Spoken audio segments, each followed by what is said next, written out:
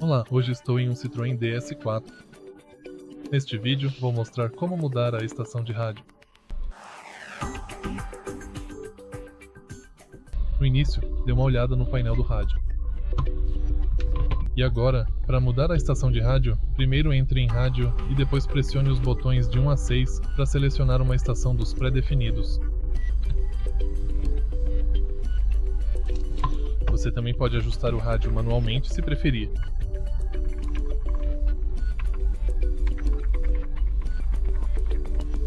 Ou pular para a próxima estação de rádio. No final, você pode ir para a lista de estações de rádio.